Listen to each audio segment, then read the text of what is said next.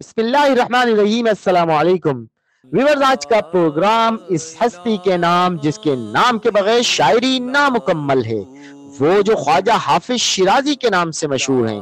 आपके दीवाने हाफिज से बादशाह जंगों की फाल निकाला करते थे। उलमाए सू के आप पर फतवे क्यों, इब्तिदाई जिंदगी और आपके असातिज़ा कौन थे, तफसील से बात होगी। बराए मेहरबानी आपने वीडियो आखिर तक देखनी है, आपको ऐसी मालूमात कहीं नहीं मिलेंगी। व्यूअर्स, हमारे साथ मौजूद हैं हमारी रिसर्च टीम के अहम मेंबर कुरैशी साहब। इनसे इन तमाम सवालों के जवाब लेते हैं। अस्सलाम वालेकुम कुरैशी साहब, कैसे हैं आप? वालेकुम अस्सलाम। आप कैसे हैं वसीम भाई? अल्लाह पाक का करम है सर। अच्छा सर, प्रोग्राम का आगाज करते हैं। हाफिज शिराजी साहब के इब्तिदाई जिंदगी के हालात के बारे में हमारे व्यूअर्स को कुछ बताएं। जी जनाब। हाफिज शिराजी का नाम मोहम्मद, लक़ब और तखल्लुस हाफिज था। हाफिज ने खुद अपना नाम यूं तहरीर किया है, मोहम्मद बिन अल मुक़ल्लिब बशम्स अल हाफिज अल शिराजी। हाफिज के साले विलादत के बारे में नुक्ता नज़र मुहक्किकीन का एक दूसरे से बहुत मुख्तलिफ है। इंसाइक्लोपीडिया ऑफ इस्लाम में तहरीर है कि हाफिज 8वीं सदी के आगाज़ में पैदा हुए। आकाए नफीसी ने हाफिज का साले पैदाइश 726 हिजरी से 729 हिजरी के दरमियान करार दिया। अच्छा, अब शहादतें जो मुख्तलिफ मिलती हैं उनके मुताबिक साले विलादत 726 हिजरी माना जाता है। आपका एक बेटा 764 हिजरी में फौत हुआ। उस वक्त हाफिज की उम्र 37 साल थी। इससे नतीजा निकलता है कि हाफिज का साले विलादत 726 हिजरी है। इस तरह हाफिज का साले वफात 792 हिजरी तहरीर किया गया है और वफात के वक्त हाफिज की उम्र 65 साल थी। आपके दादा का लक़ब रियासुद्दीन और बाप का लक़ब बाज़ तज़किरा निज़ारों ने बहाउद्दीन और बाज़ ने कमालुद्दीन तहरीर किया है। अब्दुल नबी ने अपनी किताब मैं खाना अब्दुल नबी में लिखा है कि हाफिज के वालिद इस्फहान में रहते थे। बाद में अपना वतन छोड़कर तिजारत की गर्ज से अहलो अयाल के साथ शिराज आन बसे। हाफिज की वालदा गाजरूनी थी और शिराज में दरवाज़ा गाजरून में रहती थी। वालिद की वफात पर ख्वाजा की माँ और 2 भाई बाकी रह गए। भाइयों में हाफिज सबसे छोटे थे और उनके बड़े भाई ख्वाजा खलील आदिल 775 हिजरी में वफात पा गए, जबकि दूसरा भाई माँ और भाई को तन्हा छोड़ गया।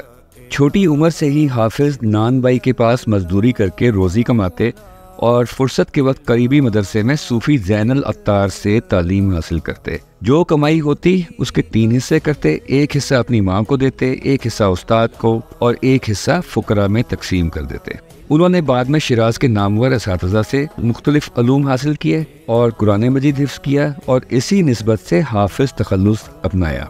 आपने इलाहियात, तफसीर, फ़िक़्ह और हिकमत का मुताला किया। इल्म हिंसा और मौसीकी से भी आपको बहुत लगाव था। आपके मासिर और हमदर्स ने आपको मौलाना अल-आज़म, उस्ताद तहारीर अल-उदबा और फ़ख्रुल उलमा के नामों से याद किया है। दीवान हाफिज से ये बात मालूम होती है कि आपके अहलो अयाल भी थे जिनकी रफ़ाक़त में वो अपने दुख भूल जाया करते थे। उनका एक बेटा उनकी ज़िंदगी में ही फौत हो गया, मगर उसके बावजूद उनके दिल से अपने घर और अहले खाना की मोहब्बत कम ना हुई। माशाअल्लाह, बहुत खूब, जबरदस्त। अच्छा सर, हाफिज शिराजी साहब ने हुसूल इल्म के लिए किन किन शख्सियात से इस्तिफादा हासिल किया और बादशाहों से आपके ताल्लुकात के बारे में कुछ रहनुमाई फरमाएं। जी कोई साहब। हाफिज ने शेख मुजद्दिद्दीन रहमतुल्लाह अलैह, हज़रत शेख बहाउद्दीन नक्शबंदी रहमतुल्लाह अलैह, सैयद शरीफ जरजानी और ख्वाजा शमसुद्दीन अब्दुल्ला शिराजी से इस्तिफादा हासिल किया। कहा जाता है कि आप हज़रत बहाउद्दीन नक्शबंदी बुखारी से उस वक्त बैत हुए जब वो हज पर जाते वक्त शिराज में कुछ अरसा रुके और शिराज में फिर आपने बड़ा इंतज़ार किया कि हज से जब वापस आएंगे तो फिर मुलाकात होगी और दोबारा मुलाकात हुई। इस मौजू पर हाफिज ने काफ़ी कलाम उन पर कहा और आप हज़रत बहाउद्दीन नक्शबंदी से वालिहाना मोहब्बत रखते थे। आप शाही दरबार से भी वाबस्ता रहे। अबू इसहाक ने 743 हिजरी में शिराज पर हुकूमत कायम कर ली। वो हाफिज से हमेशा अच्छा सलूक करता था और बड़ी मेहरबानी से पेश आता था। इसके अलावा बर्रे सगीर के सलातीन भी हाफिज के कलाम को इज़्ज़त की निगाह से देखते थे। महमूद शाह दक्कनी ने हाफिज शिराजी को अपने दरबार में आने की दावत दी, हत्ता कि महमूद शाह ने उनके लिए ज़ादे राह भी अरसाल किया, मगर शिराज की मोहब्बत आड़े आई और सफ़र की सऊबतों से फ़रार के लिए हाफिज ने वहाँ जाने का इरादा तर्क कर दिया। اور محمود شاہ کی خدمت میں ایک غزل لکھ کر ارسال کر دی۔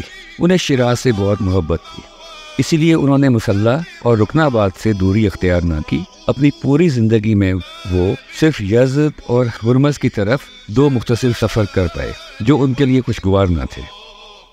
اچھا سر، یہ بات تو ہو گئی آپ کے دور کی، اب یہ بتائیں کہ حافظ شیرازی صاحب شاعر کیسے بنے اور آپ کو صوفی شاعر کیوں کہتے ہیں؟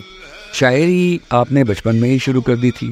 آپ کے چچا سعدی، جو کہ شیخ سعدی نہیں بلکہ ایک آپ کے چچا تھے، سگے چچا تھے، شیخ سعدی تو آپ سے بہت عرصہ پہلے گزرے، تو وہ بھی ایک شاعر تھے اور انہوں نے ایک مصرع لکھا اور کسی کام سے ان کو جلدی میں جانا پڑ گیا۔ حافظ کھیلتے کھیلتے آئے، مصرع پڑھا اور شعر مکمل کر دیا۔ جب چچا سعدی واپس آئے تو شعر دیکھ کر ساکت رہ گئے اور حافظ سے کہا کہ اب اس شعر سے غزل مکمل کرو۔ حافظ نے غزل مکمل کر دی تو چچا نے کہا کہ ایک دن تمہارا کلام پڑھ کر بڑے بڑے وجد میں آ جایا کریں گے۔ یہ ان کی شاعری کا حال تھا جب وہ بچے تھے۔ یہ بتانا اس لیے ضروری سمجھا کہ آپ پر لکھنے والے اکثر خیانت کر جاتے ہیں۔ مثلا ایک صاحب نے کچھ عرصہ پہلے لکھا کہ حافظ شیرازی اس زمانے کے ایک مزاحیہ شاعر تھے، لوگ انہیں ان کا مذاق اڑانے کے لیے سنتے تھے اور ان کو تو شاعری چلے کی وجہ سے ملی۔ چلے سے پہلے ان کی شاعری پر ان کا تمسخر اڑایا جاتا تھا اور بڑے بیہودہ الفاظ استعمال کیے ہوئے تھے اس میں۔ اور یہی نہیں، حافظ کے دور میں بھی دنیا دار ظاہر پرست مصنفین کا یہی حال رہا۔ اللہ ہدایت دے۔ حقیقت یہ ہے کہ آپ رومی، شیخ سعدی اور نظامی کے بہت بڑے مداح تھے اور انہی کی طرز پر شاعری کرتے تھے۔ آپ کے بارے میں کافی مفروضے بھی گھڑے گئے اور اکثریت نے اصل پیغام سمجھے بغیر رائے زنی کی۔ ظاہر پرست، نام نہاد پرانے اور نئے دور کے مصنفین وغیرہ نے کلام کے لغوی معنی اٹھائے اور آپ کے بارے میں رائے دے دی۔ خود حافظ اس بارے میں کہتے ہیں، زاہد ظاہر پرست از حال ما آگاہ نیست، در حق کے ماں ہر چے گوید جائے ہیچ اکراہ نیست۔ ظاہر پرست زاہد ہمارے حال سے واقف نہیں، ہمارے بارے میں جو بھی کہے ہم ناخوش نہیں، ہم ناراض نہیں ہوتے۔ جن لکھنے والوں کا تعلق صرف شاعری سے تھا، انہوں نے آپ پر جو رائے دی وہ آپ کی شان کے خلاف ہیں۔ وجہ اس کی یہی ہے کہ ان کو سمجھ ہی نہیں ہے کہ اس کلام کا مطلب کیا ہے۔ آپ کا کلام صحیح طور پر سمجھنے والے جانتے ہیں کہ ایسے لوگ معذور ہیں، ان میں صلاحیت ہی نہیں ہے صوفیانہ کلام اور صوفیانہ اصطلاحات سمجھنے کی۔ اندھا کیا جانے بسنت کی بات۔ ایک منٹ قریشی صاحب، آپ نے بالکل درست فرمایا۔ جی وسیم بھائی بات کریں۔ اگر چند اندھوں کو ہاتھی ٹٹول کر حلیہ بیان کرنے کا کہا جائے تو جس کے ہاتھ دم آئے گی وہ جھاڑو جیسا بتائے گا، اور جس کے ہاتھ ٹانگ آئی وہ ستون جیسا بتائے گا، اور جس کا ہاتھ پیٹ پر پڑا وہ ڈھول جیسا ہی بتائے گا سر۔ اور ایک معذور یہ باتیں کیسے سمجھ سکتا ہے؟ جی سر۔ جی وسیم بھائی، اب جو صوفی اور دانشور حضرات آپ کا کلام سمجھتے ہیں وہ آپ کے کلام کو سینے سے لگا کر رکھتے ہیں، اور بعض صوفیہ آپ کا باقاعدہ عرس مناتے ہیں۔ دور حاضر کی ایک عظیم روحانی شخصیت حضرت غلام نبی شاہ المعروف سمندری سرکار رحمۃ اللہ علیہ ایک خطاب میں کہتے ہیں کہ حضرت حافظ شیرازی نے فرمایا کہ نقطہ خاص مگو مجلس عام است اینجو، یعنی جو خدا کے رموز کی خاص باتیں ہیں وہ عوام کی مجلسوں کے لیے نہیں۔ اس طرح بہت سے اولیاء آپ کے اشعار کا حوالہ اپنی کتب اور اپنے خطابوں میں دیتے رہے ہیں، اور تو اور مغربی اسکالر بھی آپ کے گرویدہ نظر آتے ہیں۔ آپ 40 سال کی عمر تک اچھے شاعر تھے لیکن روحانیت کے متلاشی تھے۔ شاعری بچپن سے ہی شروع کر دی تھی، ظاہری علم سے بھی آراستہ تھے۔ شاعری عام جوان شاعروں جیسی تھی، یعنی مجازی عشق پر مبنی، لیکن سکون نہیں ملتا تھا، جیسا کہ آپ کے اشعار سے پتہ چلتا ہے۔ آپ کہتے ہیں، چل سال رنج و غصہ کشیدیم و عاقبت تدبیر ما بدست شراب 2 سالہ بود۔ 40 سال تکلیفیں برداشت کی، آخر کار 2 سالہ پرانی شراب سے مسئلہ حل ہوا۔ ایک اور شعر میں فرماتے ہیں، علم و فضلے کے بچل سال دلم گرد آورد ترسم نرگ سے مستانہ بے کجا ببرت۔ میرے دل میں 40 سال سے علم و فضل بلا فائدہ جمع ہیں، اور مجھے ڈر ہے کہ نشے میں دھت نرگس کہیں اسے چھین نہ لے۔ آخر 40 سال کی عمر میں تصوف کا ادراک حاصل ہوا۔ اس سلسلے میں بابا کوہی آپ کے شہر سے کچھ 4 کوس کے فاصلے پر تھے، ان کے مزار پر 40 رات چلا کٹ۔ 40ویں شب جو کہ شب جمعہ تھی، عبادت کی، پھر سیدنا علی تشریف لائے اور فرمایا، اے خواجہ حافظ قرآن خواہی شد، کہ اے خواجہ اب تم قرآن کے حافظ ہو گئے، یعنی اصل حقیقت پا گئے، کیونکہ آپ تو پہلے ہی قرآن کے حافظ تھے۔ یہ معاملہ خواب میں ہوا یا جاگتے میں، واللہ عالم۔ خیر آپ کو فیض عطا ہوا اور ایک ہی رات میں دنیا بدل گئی۔ بعض کتابوں میں حضرت علی کی جگہ حضرت خضر علیہ السلام کا درج ہے۔ خیر آپ نے فیض تو پایا، صبح آپ نے رات کی رودات پر غزل کی، دوش وقت سحر از غصہ نجاتم دداند۔ یہ غزل سکرین پر چل رہی ہے، کافی طویل غزل ہے لیکن اس کے معنی بہت اچھے ہیں، بہت خوبصورت معنی ہیں۔ آپ اس کو پاز کر کے پڑھ سکتے ہیں، اردو میں ترجمہ ساتھ دیا ہوا ہے۔ اس غزل کو سننے کے بعد آپ کی شہرت کو 4 چاند لگ گئے اور ایسا صوفیانہ کلام آپ سے جاری ہوا کہ آج مشرق سے مغرب تک آپ کے کلام کی دھوم ہے۔ آپ کی شاعری میں عشق حقیقی پیوست ہو گیا، تمام کمیاں دور ہو گئیں، لیکن آپ مزاج میں قلندرانہ ہی رہے اور ہمیشہ اپنی ذات کی ملامت کرتے نظر آئے۔ آپ نے ہر جگہ خود کو گناہ گار اور رند کہا اور اپنے نفس کو غرور نہ کرنے دیا۔ عمر کے آخری حصے میں یعنی 60 سال کی عمر میں 40 دن رات ایک ہی جگہ بیٹھ کر انتہائی دشوار چلہ مکمل کیا۔ اس چلے سے آپ کی ذات کو ایک اور جلا ملی۔ آپ کے بارے میں بہت سے مصنفین نے احمقانہ بات کی کہ آپ نے چلہ شاعری میں عظمت حاصل کرنے کے لیے کاٹا۔ روحانیت سے ذرا بھی تعلق رکھنے والے بخوبی جانتے ہیں کہ چلہ روحانی عرفان حاصل کرنے کے لیے کاٹا جاتا ہے، نہ کہ شاعری سیکھنے کو۔ البتہ جب عرفان حاصل ہو جاتا ہے تو کوئی رومی، کوئی اقبال، کوئی سعدی تو کوئی حافظ بن جاتا ہے، اور ایسی ہستیوں کا کلام اکثر الہامی معلوم ہوتا ہے۔ یہ اللہ کے ہاں قبولیت کی باتیں ہیں جو انسان کو ہر میدان میں کامیاب کروا دیتی ہیں۔ اب آپ دیکھیں مغربی اسکالرز کیا لکھتے ہیں۔ چارلس اسٹیورٹ جس نے ٹیپو سلطان کے کتب خانے پر تحقیق کی، وہ لکھتا ہے کہ حافظ پرہیزگاری میں بہت مشہور ہیں اور ہمیں وقت عبادت اور ریاضت میں صرف کرتے ہیں۔ فارس کے لوگ آپ کی تعظیم ایک ولی اللہ کے طور پر کرتے ہیں۔ عاشقان الہی آپ کا کلام انتہائی شوق و کثرت سے پڑھتے ہیں۔ تو جناب یہ ہیں ایک غیر مسلم اسکالر کے خیالات آپ کے بارے میں۔ معتزلین آپ کو شیعہ کہیں تو سنی ناراض، آپ کو سنی کہا جائے تو فقہ جعفریہ والے دکھی، لیکن در حقیقت آپ فرقہ بندی سے بالا تر درویش کامل اور صوفی با صفت۔ زندگی درویشوں کی طرح گزاری، جو ملا غریبوں میں بانٹ دیا۔ اپنی مرحومہ بہن کے یتیم بچوں کی کفالت کرتے تھے۔ ایک بیٹا کمبوڈیا میں فوت ہو گیا تھا اور دوسرا ہند میں رہائش پذیر تھا، وہیں دفن ہوا۔ اب ایک اور اسکالر ایمرسن جو کہ انگریزی کا معروف شاعر ہے، اس نے حافظ کو شاعروں کا شاعر قرار دیا۔ جرمنی زبان کے شاعر اور فلسفی گوئٹے نے لاسانی کہہ کر پکارا۔ گوئٹے تو حافظ سے اس قدر متاثر ہوا کہ اس نے 200 غزلیں کہہ ڈالی، جسے ویسٹ ایسٹرن دیوان کہا جاتا ہے۔ مغرب میں شاید یہ حافظ کا سب سے بڑا تعارف تھا۔ اسی طرح فارسی ادب کو انگریزی میں مقبول کرانے والے ایڈورڈ فٹز جیرالڈ نے حافظ کو الفاظ کا بہترین موسیقار کہا ہے۔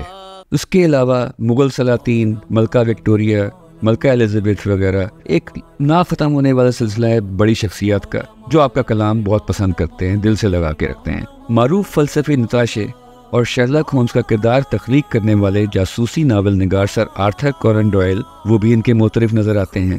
تو یہ تھے مغربی اسکالرز کے خیالات آپ کے بارے میں۔ ایک جگہ ذکر ہے کہ آپ انتہائی خوش الحان یعنی خوش آواز تھے اور قرآن پاک کی تلاوت 14 طرز میں کیا کرتے تھے یا 14 انداز میں کیا کرتے تھے، جس کی وجہ سے لوگ ان کے بہت گرویدہ بھی تھے۔ بہترین، بہت خوب سر۔ اچھا سر یہ بتائیں، یہ آپ کی شاعری سے بادشاہ نے وقت فال کیسے نکالتے تھے اور فال کیسے صحیح ہو جاتی تھی، اس پر بھی کچھ روشنی ڈالیں۔ جی سر۔ اچھا، جہاں تک فال کے طریقے کا تعلق ہے تو دیوان حافظ میں اس کا مفصل طریقہ موجود ہے، ہمارے پروگرام میں بتانا ممکن نہ ہوگا، اس کے لیے ایک طویل پروگرام درکار ہے، یقین جانیں۔ فال کیسے صحیح نکلتی تھی اس کا جواب تو شاید کسی کے پاس بھی نہ ہو، شاید جب ہم آپ کی وفات کا تذکرہ کریں گے تو سمجھ میں آئے۔ تاریخ نے اتنے حوالے اپنے اندر سمو رکھے ہیں کہ آپ کی فال سے نفع حاصل کرنے والوں کے کہ ان فال والے واقعات پر ایک موٹی کتاب لکھی جا سکتی ہے۔ آپ کے عقیدت مند ایران میں مانتے ہیں کہ جب آپ کسی دوراہے پر ہوں اور ہچکچاہٹ کا شکار ہوں تو خواجہ شیراز کی گود میں ہاتھ رکھ کر خاموشی سے یہ کہنا ہی کافی ہے، اے حافظ شیرازی تو محرم ہر رازی، تو را بشاخ نباتت قسم انگار بگشودن دیوان حافظ، ہمہ چیز تمام میں شود و آرام میں گیری۔ اے حافظ شیرازی، آپ ہر راز کے رازدان ہیں، آپ کو شاخ نبات کی قسم یعنی حضرت علی علیہ السلام کی دی گئی عطا کی قسم، گویا دیوان حافظ کھول کر سب پریشانیاں ختم ہو جائیں گی اور آپ آرام فرمائیں گے۔ ایک دو واقعات بتا دیتا ہوں مختصراً۔ مغل بادشاہ ہمایوں اور جہانگیر کے فال نکالنے کی حکایت بھی تاریخ میں ملتی ہے۔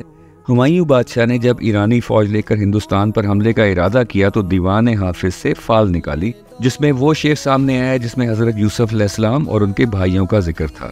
یہ اس بات کی جانب اشارہ ہے کہ اس حملے کے بعد ہمایوں بھی اپنے تمام بھائیوں کو شکست دے کر ہندوستان کا بادشاہ بنا تھا۔ اسی طرح جہانگیر جب بنگال کی مہم پر جا رہا تھا تو اس نے دیوان حافظ سے فال نکالی تو جو شعر سامنے آیا اس میں پیشانی پر تیر لگنے کی بات تھی۔ اس مہم میں اس کے مقابل عثمان کی پیشانی پر تیر لگا تھا اور اس کی موت واقع ہو گئی تھی اور جہانگیر کو بنگال پر فتح نصیب ہوئی۔ مشہور ہندی فلم مغل اعظم شاید آپ نے دیکھی ہو، اس میں انارکلی اپنی بہن کے ساتھ دیوان حافظ سے فال نکالتی نظر آتی ہے۔ سلائیڈ اسکرین پر چل رہی ہے۔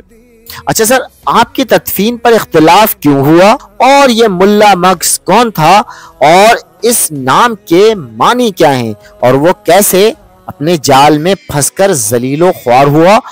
حافظ کی وصال کے وقت ہونے والے ہنگامے کو بھی ان کے دیوان کے ایک شعر سے حل کیا گیا تھا۔ اصل میں فال کی ابتدا یہاں سے ہوئی۔ آپ کا جب انتقال ہوا تو مخالف ظاہر پرست علماء جو آپ کی شاعری سمجھ نہیں پاتے تھے، انہوں نے شور و غوغا کیا اور نماز جنازہ اور مسلمانوں کے قبرستان میں دفنائے جانے کی مخالفت کی۔ شاہ منصور اس وقت کا بادشاہ بھی جنازے میں موجود تھا۔ اسلامی عقائد کے سلسلے میں حافظ کے کلام پر علماء کا اعتراض تھا کہ آپ کا کلام ملحدانہ ہے، اس لیے آپ مسلمان نہیں تو آپ یہاں دفن نہیں ہو سکتے۔ جنہیں عذر تھا انہوں نے زور دیا کہ وہ حافظ کے دیوان سے ایسے شعر کثیر تعداد میں دکھا سکتے ہیں جو ملحدانہ ہیں، اور اس کے ثبوت میں شاہ منصور نے پھر دیوان طلب کیا۔ دیوان حافظ کھولتے ہی جو شعر سب سے پہلے سامنے آیا اس نے تمام بحث کا خاتمہ کر دیا، اور وہ شعر یہ تھا: قدم دریغ مدار از جنازہ حافظ کہ گرچہ غر کے گناہ است میرود ببہشت، یعنی حافظ کے جنازے سے گریز مت کرو، اگرچہ وہ گناہوں میں ڈوبا ہے لیکن بہشت میں گیا ہے۔ اس کے بعد خاموشی سے نماز جنازہ ادا کر دی گئی، اور جو حافظ چند منٹ قبل بے دین اور ملحد ثابت کیے جا رہے تھے انہیں لسان الغیب کا لقب مل گیا۔ آپ کا یہ لقب اتنا مشہور ہوا کہ لوگوں نے دیوان حافظ سے فال نکالنی شروع کر دی، جس کا تھوڑی دیر پہلے تذکرہ ہوا۔ اب آتے ہیں ملا مگس کی طرف۔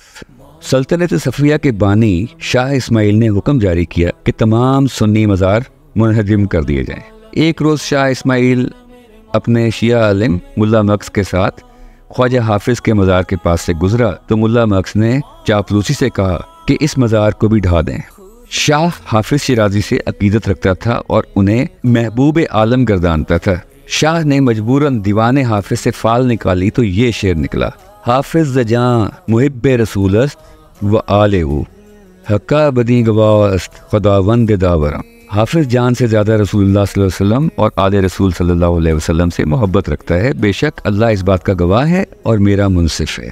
شاہ اسماعیل خوش ہوا اور خوشی سے مسکرایا اور حافظ کے مزار کو مسمار کرنے کا ارادہ ترک کر دیا، لیکن ملا نے اچھل کود نہ روکی اور اصرار کرتا رہا کہ دوبارہ فال دیکھیں۔ شاہ اسماعیل نے دوبارہ دیوان اٹھایا اور ملا کو خاموش کرنے کی غرض سے دوبارہ فال نکالی تو یہ شعر نکلا: اے مگس حضرت سیمرغ نہ جو لان گاہ توست عرض قدمی بری و زحمت مامی داری۔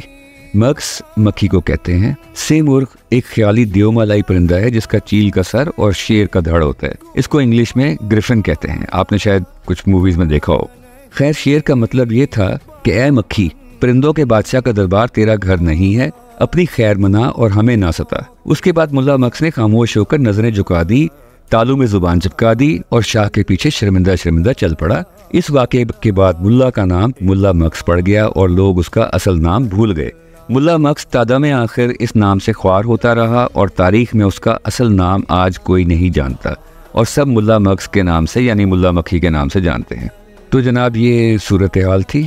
اچھا، یہاں پر آپ کی قبر پر عقیدت مند انگشت شہادت رکھ کر یا ہاتھ رکھ کر خدا کے حضور دعا کرتے ہیں اور یہ انداز صرف یہیں کے لیے مخصوص ہے۔ یہاں آپ اگر باہر نکلیں مزار سے تو دیوان حافظ لیے بہت سے لوگ کھڑے نظر آتے ہیں، کوئی طوطا ہاتھ میں لیے کھڑا نظر آتا ہے، بچے بھی طوطے لے کے کھڑے ہوتے ہیں اور فال نکال رہے ہوتے ہیں، کوئی طوطا فال نکال رہا ہے اور کوئی دیوان حافظ سے فال نکال رہا ہوتا ہے۔ غرض یہ کہ بہت سے افراد کا روزگار آپ کے مزار سے جڑا ہے۔ بہت خوب، ماشاءاللہ سر۔ آج حافظ شیرازی صاحب جیسی عظیم شخصیت کی زندگی کے بارے میں جان کر ہمارے ویورز کی معلومات میں یقیناً اضافہ ہوا ہوگا۔ اچھا سر، پروگرام کا اختتام کرتے ہیں۔ قریشی صاحب، اگلے پروگرام میں ہم آپ سے پھر ملاقات کریں گے۔ آپ کا پروگرام میں شرکت کرنے کا سر بہت بہت شکریہ۔ جی آپ کا بھی شکریہ۔ ویورز، آپ نے پروگرام دیکھا، آپ کو کیسا لگا ہمیں کمنٹس ضرور کریں۔ چینل کو سبسکرائب، ویڈیو کو لائک اور شیئر کیجئے۔ اگلے پروگرام تک ہمیں اجازت دیں۔ خوش رہیں، سب کو خوش رکھیں۔ اللہ نگہبان۔